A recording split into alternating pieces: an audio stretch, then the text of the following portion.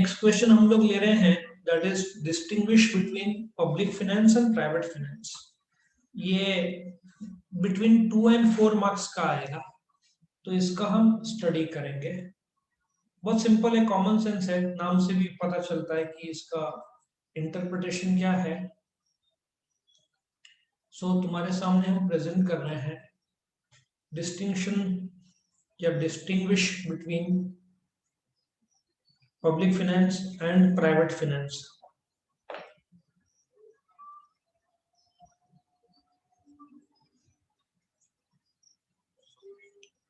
Okay, तुम्हारे सामने points है, याद रखो डिस्टिंग्विश के पॉइंट्स लिखना जरूरी है, ठीक है। देयर आर 7 पॉइंट्स जो तुमको लिखना है। पॉइंट नंबर, जब मैंने यहाँ पे 8 दे दिया है, तुम उसको भी जोड़ सकते हो। Let us come to the first point which is the meaning. Meaning जो तुम्हारा एबीसीडी में जो मीनिंग था तुम वही डालोगे सिंपल सी भाषा में।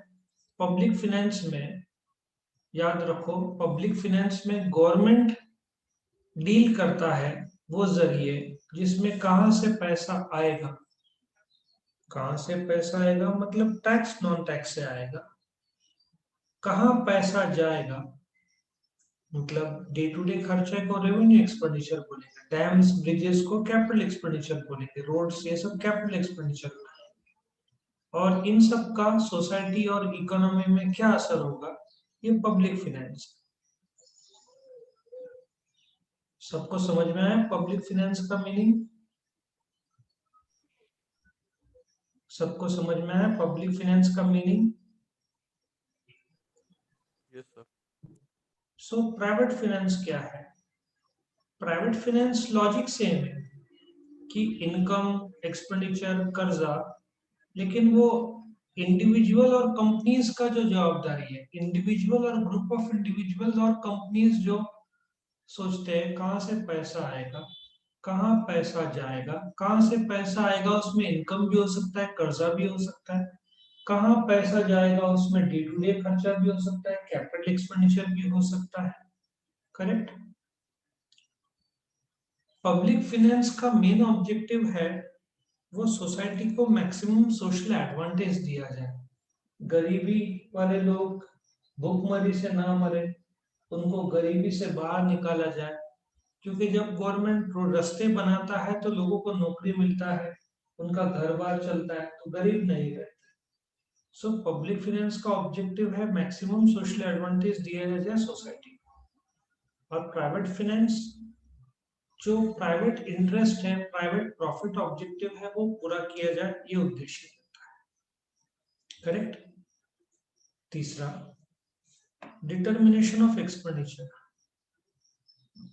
पहले तो गवर्नमेंट को डिसाइड करना होता है खर्चा कहां पे होगा। खर्चे के 4 रूप होंगे, या तो डे टू डे खर्चा होगा जिसको रेवेन्यू एक्सपेंडिचर बोलते हैं, वन टाइम खर्चा होगा जिसको कैपिटल एक्सपेंडिचर बोलते हैं, जैसे नासिक मुंबई एक्सप्रेस हाईवे एक ही बार बनाना पड़ा, बार बार बनाने की जरूरत नहीं। कुछ खर्चे डेवलपमेंट के लिए होते हैं जैसे डैम्स, ब्रिजेस। कुछ खर्चे नॉन डेवलपमेंट होते हैं जैसे पुलिस फोर्स को पगार देना, उससे डेवलपमेंट नहीं होगा but law and order maintain करने के लिए खर्चा करना पड़ता है। करेक्ट। जबकि जो मतलब गवर्नमेंट को पहले डिसाइड करना पड़ता है कि खर्चा कितना करना है, कितना खर्चा होगा, और फिर आमदनी का सोचना पड़ता है। 1 लाख रुपए का खर्चा होने वाला है इस साल और कमाई सिर्फ 80,000 होगा, मतलब 20,000 गवर्नमेंट को कर्जे से पूरा करना पड़ेगा। गवर्नमेंट का लॉजिक है कि पहले खर्चा कितना होगा और फिर वो खर्चे के लिए कमाई कहां से लाओ पैसा, वो गवर्नमेंट को सोचना रहता है। इंडिविजुअल को अब जैसे हम लोग सब इंडिविजुअल्स में आते हैं, हम लोग सोचते हैं कि हम लोग ऐसे नहीं सोच सकते कि भाई कितना खर्चा करना है, पहले कितना इनकम है और उसमें खर्चा कैसे बिठाना है। ये उल्टा दिशा में जाता है इंडिविजुअल का। यदि 10,000 का कमाई है तो 10,000 में कैसे घर चलाना है, लाख रुपए का कमाई है तो लाख रुपए में कैसे घर चलाना है, ये थिंकिंग होता है किसका, इंडिविजुअल्स का। सबको समझ में आ रहा है यहाँ तक? यस और no? Yes, sir. Okay. Now credit status. Credit status में गवर्नमेंट को कर्जे लेने के लिए बहुत सारे जरिए हैं।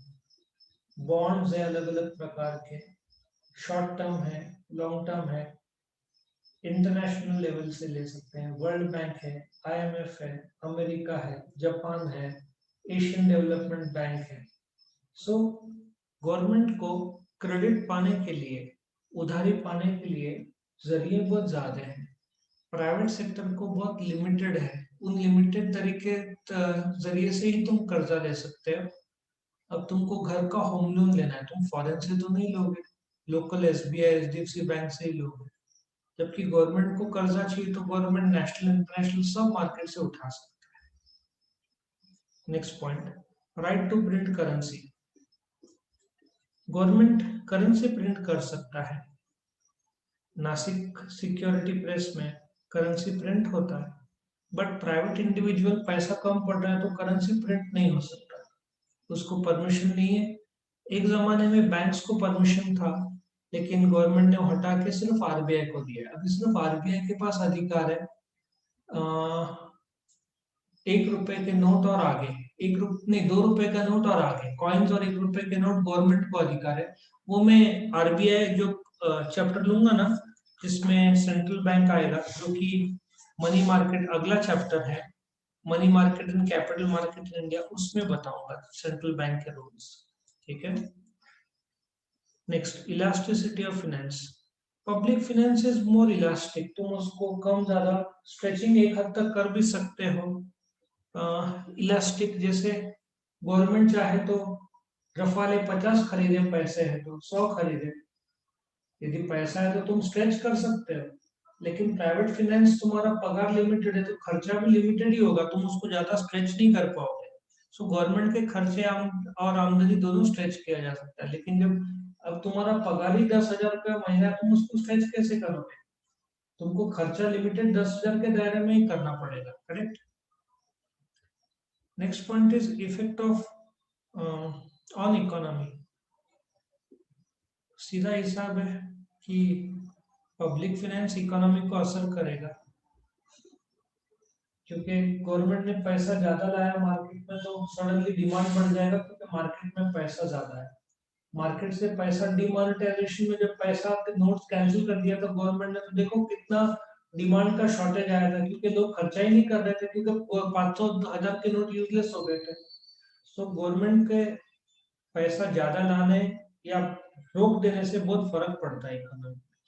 जबकि एक आदमी डिमांड नहीं करता तो मार्केट में गुड्स का डिमांड कम होता है, मानते हैं, लेकिन असर बहुत थोड़ा होता है। एक आदमी का डिमांड बढ़ता है और घटता है, वो पूरे देश का 130 करोड़ लोग में एक आदमी का भी डिमांड, अभी सीधी बात है, 50 फ्लैट से एक आदमी ने फ्लैट नहीं खरीदा तो बिल्डर को असर होगा। ठीक है ना? छोटा असर बहुत मार्जिनल होता है। इन्फ्लुएंसेस सोसाइटी, वही पब्लिक फाइनेंस सोसाइटी को असर करता है, प्राइवेट फाइनेंस सोसाइटी को बहुत मार्जिनल असर करेगा, ज्यादा नहीं। क्या सबको ये 8 पॉइंट समझ में आए? यस और नो? सबको समझ में आए? यस और नो? बोलो यस और नो, सबको समझा ये? जवाब दो प्लीज।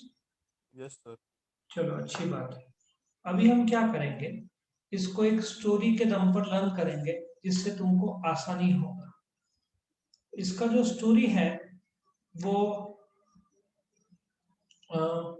ऐसा बनाया है, प्राइवेट लोन मैंने नाम दिया है, या फादर का प्राइवेट लोन भी तुम बोल सकते हो। सो पॉइंट नंबर मीनिंग 1 तो मीनिंग स्टैंडर्ड है, वो तो उसका कोई यूटिलाइजेशन नहीं है। ठीक है, तो तुम्हारा लर्निंग होगा सेकंड से। ऐसे सोचो कि पापा का ऑब्जेक्टिव है घर चलाना, माता जी हाउस वाइफ है, तुम लोग स्टडी कर रहे हो। सो पापा का ऑब्जेक्टिव है घर चलाना, बट कोविड में खर्चे इतने बढ़ गए हैं, सब लोग घर पे हैं। पापा पहले कंपनी में खाते थे, क्योंकि लंच कंपनी में होता था, तो घर पे बनाना नहीं पड़ता था। अभी लंच भी घर पे बनाना पड़ता है, पगार उतना का उतना ही है, तो घर के एक्सपेंडिचर बढ़ गए। और कई बार ऐसे भी हुआ है कि जैसे कॉलेजेस ले लो, कॉलेजेस स्कूल्स ने प्रोफेसर्स को क्या बोला कि तुमको आना नहीं पड़ता कॉलेज में, तो ट्रांसपोर्टेशन चार्जेस बढ़ता है, बचता है, तो तुम आधे फीस में काम करो। प्रोफेसर लोग बहुत सारे मना नहीं कर पाए क्योंकि अभी उनको नौकरी नहीं है।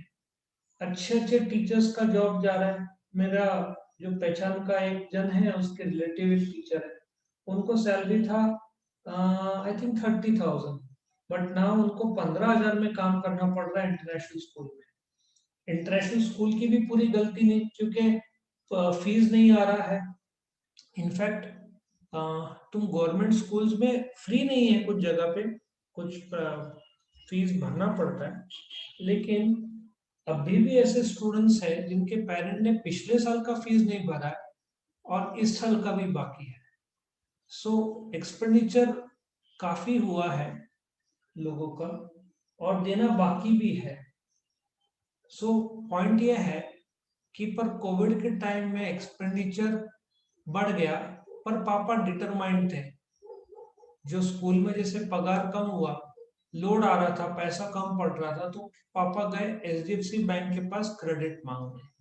बट एचडीएफसी बैंक ने मना कर दिया, बोला कि आपका स्टेटस लोन में नहीं बैठता। आया समझ में? पैसा कम पड़ रहा था, तो पापा गए एचडीएफसी बैंक ने क्रेडिट मांगने पर एचडीएफसी बैंक ने मना कर दिया कि आपका क्रेडिट बैठता नहीं है, इसलिए वो रिजेक्ट कर दिया। किसने? एचडीएफसी बैंक ने।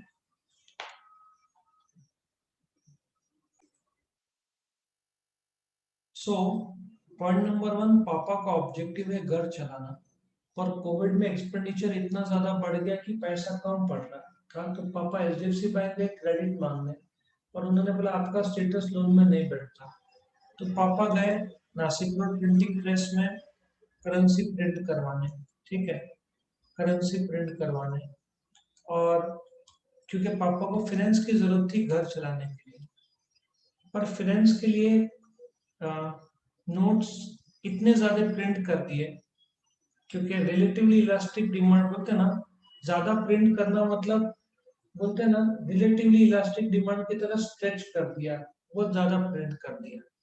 इसका इकोनॉमी में ऐसा प्रभाव पड़ा कि पैसा प्रिंट ज्यादा हुआ तो मार्केट में ज्यादा पैसा आया, तो उसका इफेक्ट हो गया इकोनॉमी में, महंगाई या इन्फ्लेशन हो गया, और इससे सोसाइटी पे, गरीब पे बुरा इन्फ्लुएंस होता है, पड़ा ऐसे बोल सकते हो। सो ऐसा सोचो, ऑब्जेक्टिव पापा का घर चलाना था, एक्सपेंडिचर क्योंकि बढ़ गया था कोविड के टाइम में, और कम पैसा कम पड़ रहा था, तो क्रेडिट के लिए एचडीएफसी बैंक गए, उन्होंने मना कर दिया। तो पापा गए नासिक रोड प्रिंटिंग प्रेस, जहाँ पे करेंसी प्रिंट कराया, लेकिन डिमांड के देखते हुए उन्होंने प्रिंट को ज्यादा ही स्ट्रेच कर दिया, इलास्टिक की तरह ज्यादा ही प्रिंट हो गया, तो इकोनॉमी में ज्यादा पैसा आ गया, तो उसका इकोनॉमी में इन्फ्लेशन का इफेक्ट हुआ। इन्फ्लेशन का इफेक्ट हुआ, महंगाई हो गया, तो गरीब लोग को जो सस्ते में वस्तु मिल रहा था वो भी अभी नहीं मिल रहा है, काफी असर हुआ, इन्फ्लुएंस हुआ गरीब लोग को। ठीक है, सो यहाँ पे ये स्टोरी तुम्हारा खत्म होता है। मैं तुमको 5 मिनट दे रहा हूँ, पूरा लिख के निकालो स्टोरीज, नहीं पॉइंट्स